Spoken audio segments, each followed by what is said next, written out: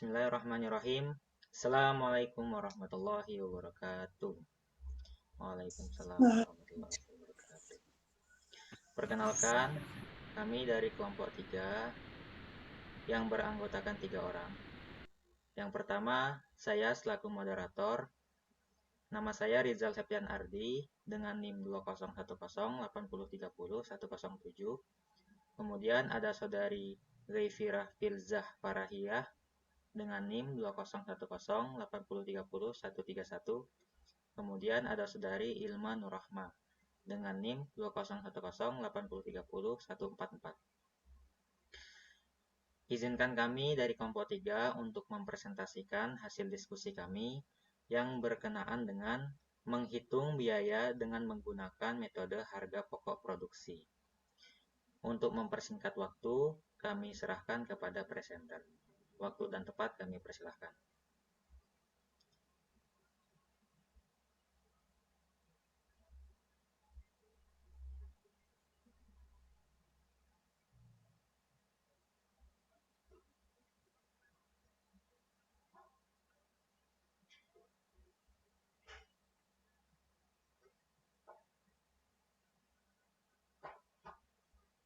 Baik, terima kasih Saudara Rizal. Di sini saya akan membawakan presentasinya. Data produk sampingan atau byproduct. Produk sampingan bisa diartikan sebagai produk yang bukan tujuan utama operasi perusahaan, tetapi tidak dapat dihindarkan terjadinya dalam proses pengolahan produk, disebabkan sifat bahan yang diolah atau karena sifat pengolahan produk. Kuantitas dan nilai produk sampingan relatif kecil dibandingkan dengan nilai keseluruhan produk. Bustami dan Nurlela menyatakan produk sampingan adalah produk yang dihasilkan dalam proses produksi secara bersama, tetapi produk tersebut nilai atau kuantitasnya lebih rendah dibandingkan dengan produk lain atau produk utama. Next.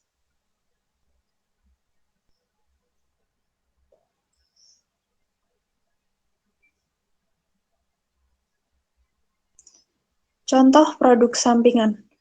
Pada pabrik kayu, kayu lapis dan papan kayu merupakan produk utama, sedangkan serbuk gergaji dan kayu bakar merupakan produk sampingan.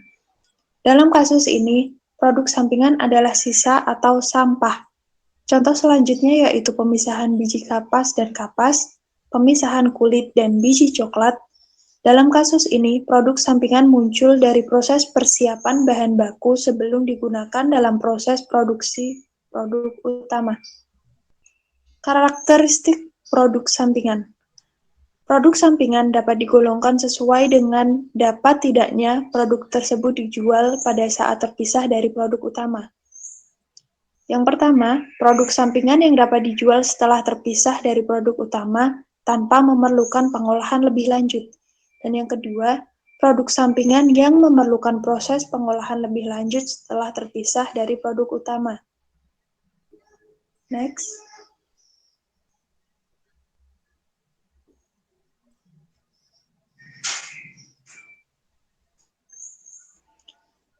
Perhitungan harga pokok produksi sampingan. Terdapat dua kategori untuk menetapkan biaya sampingan, yaitu yang pertama, biaya produk gabungan tidak dialokasikan ke produk sampingan, dan yang kedua, biaya produksi gabungan dialokasikan ke produk sampingan. Next. Biaya produk gabungan Yang pertama, biaya produk gabungan tidak dialokasikan ke produk sampingan.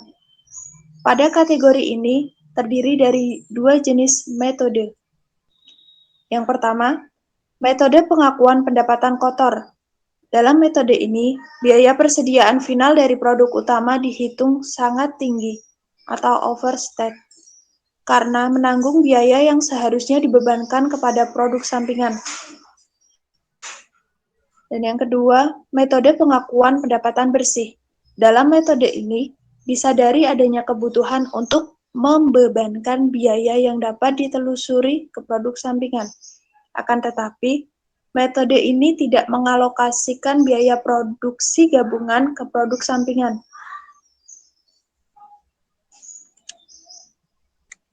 B. Biaya produk gabungan dialokasikan ke produk sampingan. Pada kategori ini terdiri dari dua jenis metode. Slide selanjutnya, Mbak.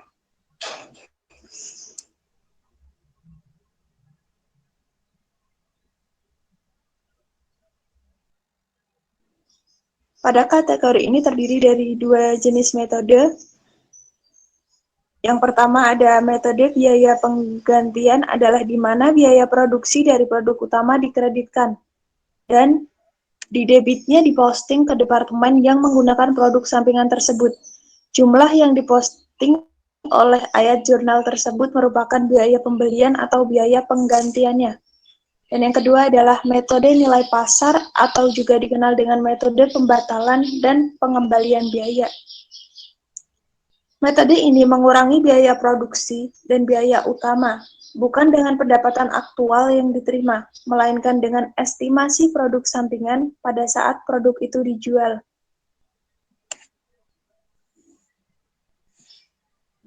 Ini adalah contoh dari ini. Produksi data dari kegiatan operasional perusahaan ABC.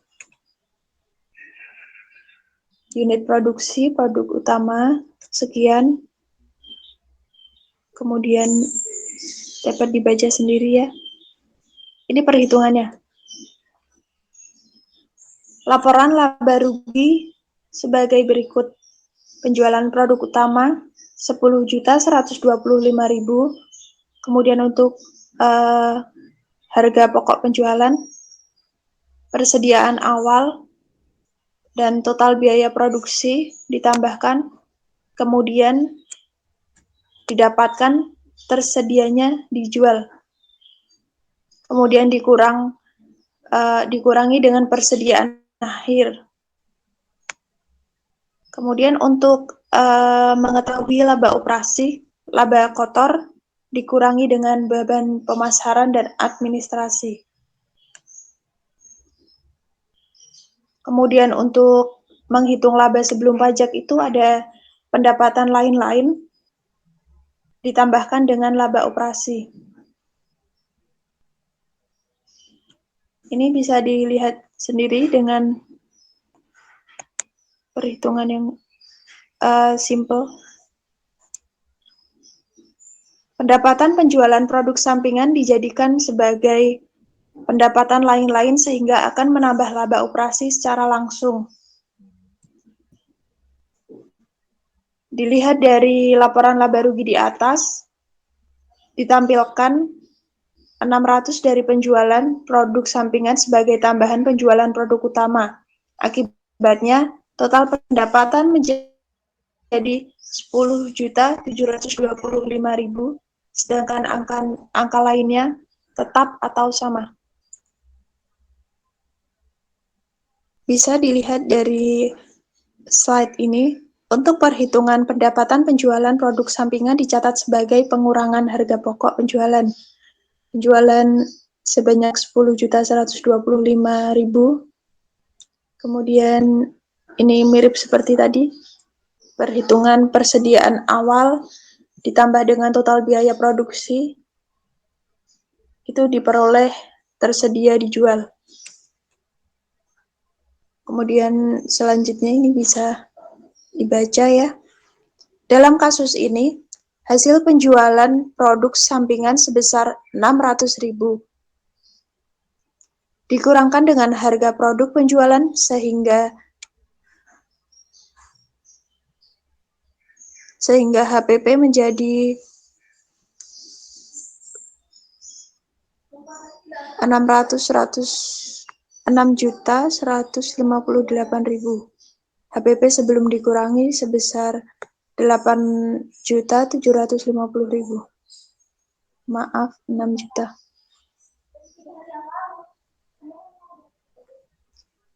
Produk sampingan memerlukan proses lebih lanjut setelah dipisahkan dari produk utama atau pengakuan atas pendapat bersih.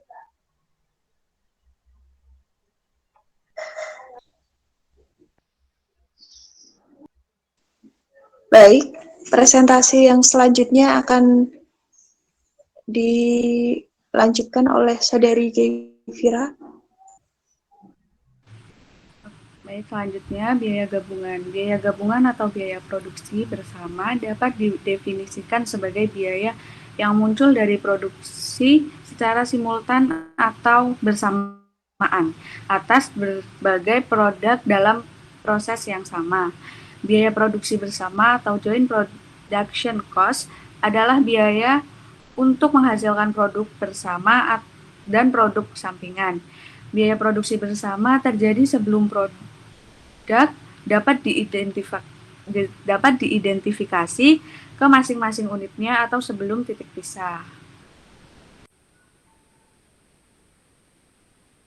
Mengapa alokasi biaya bersama atau gabungan dibuat masing-masing?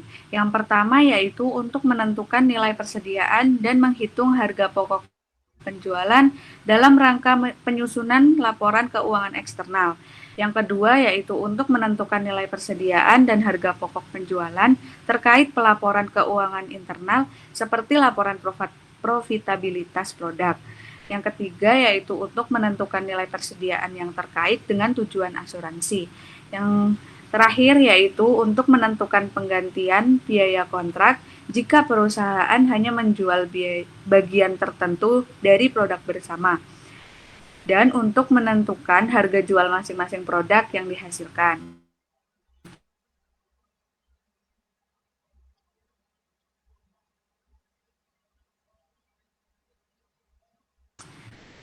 Alokasi biaya produk bersama. Yang pertama, berat produk. Dasar alokasi ini digunakan jika produk yang dihasilkan memiliki ukuran yang sama, seperti ton, kilogram, liter, dan barel.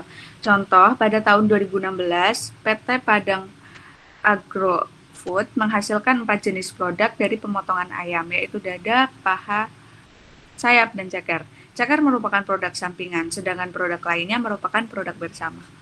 Bisa dilihat dalam bagan, biaya produksi bersama untuk menghasilkan keempat produk tersebut adalah 11 juta. Biaya produksi untuk memproses lebih lanjut atau ceker adalah 100.000.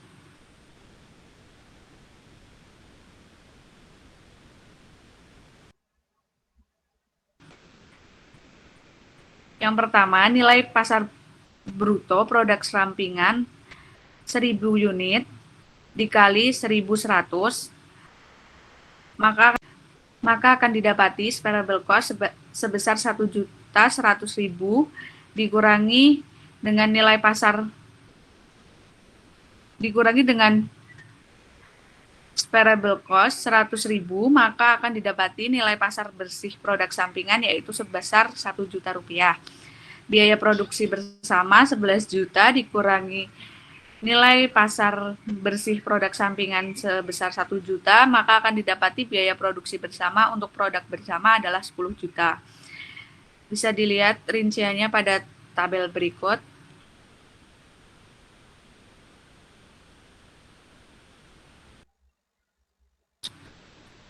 Maka dalam ayat jurnal untuk mencatat produksi bersama ke produk bersama dan produk sampingan adalah persediaan dada sebesar 3.600.000, persediaan paha 4 juta, persediaan sayap 2.400.000, persediaan ceker 1 juta, persediaan barang dalam proses adalah 11 juta.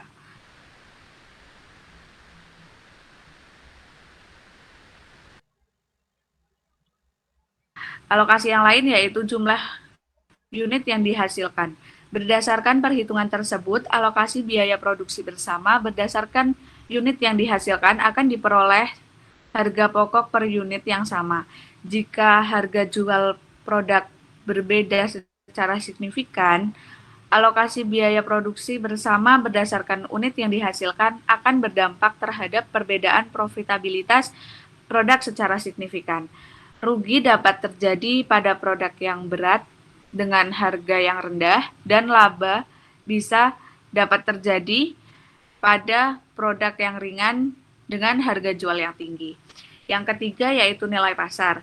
Nilai pasar digunakan untuk mengalokasikan biaya produksi bersama ke produk bersama, bisa dalam bentuk nilai pasar bruto atau gross market value, atau nilai pasar bersih net market value. Yang pertama, nilai pasar bruto. Nilai pasar bruto diterapkan untuk perusahaan yang dapat menjual produknya pada saat titik pisah atau tanpa perlu memproses lebih lanjut. Besarnya biaya produksi bersama yang dibebankan ke produk bersama tergantung besarnya nilai pasar produk. Semakin tinggi nilai pasar produk, semakin besar biaya produksi bersama yang dibebankan ke produk tersebut. Sebaliknya, semakin kecil nilai pasar produk, semakin kecil pula biaya produksi bersama yang dibebankan ke produk tersebut. Yang kedua yaitu nilai pasar bersih atau net market value. Jika produk dijual setelah pemprosesan lebih lanjut, alokasi biaya produksi bersama ke produk bersama dapat berdasarkan nilai pasar bersih. Nilai pasar bersih diperoleh dari pengurangan nilai jual setelah produk diproses lebih lanjut dengan variable cost. Mungkin cukup sekian, saya kembalikan ke moderator.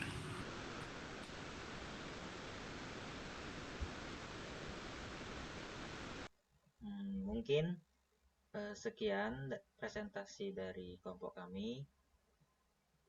Jika banyak kekurangan, kami mohon maaf. Kami tutup. Wassalamualaikum warahmatullahi wabarakatuh.